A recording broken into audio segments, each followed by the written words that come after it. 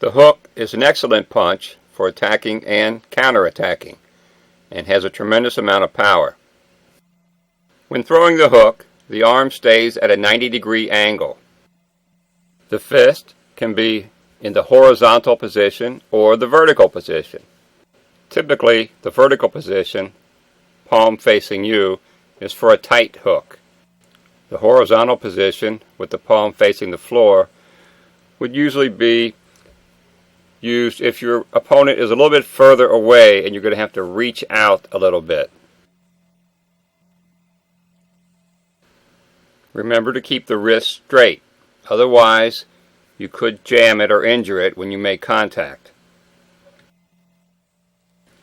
Footwork is very important in order to generate power when throwing the hook.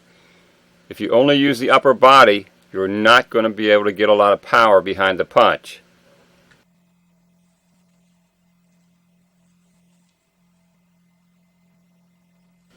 Now if you watch closely, you'll notice that as I punch, I also turn on the ball of my foot. You also want to twist the waist. This gives you the knockout power that you're looking for.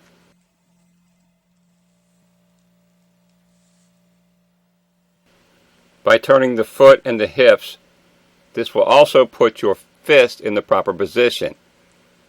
If you don't do this, you're going to end up just swatting at them and hitting with the front of your knuckles and your palm.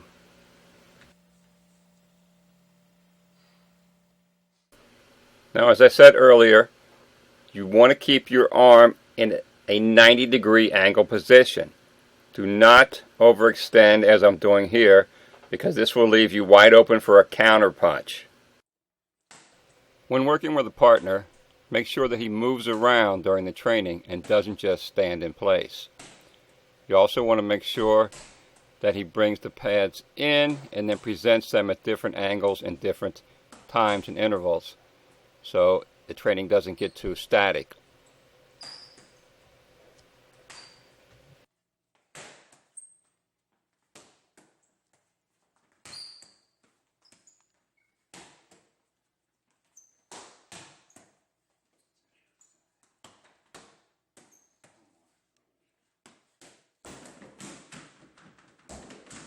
Now it's the same thing when working on the heavy bag.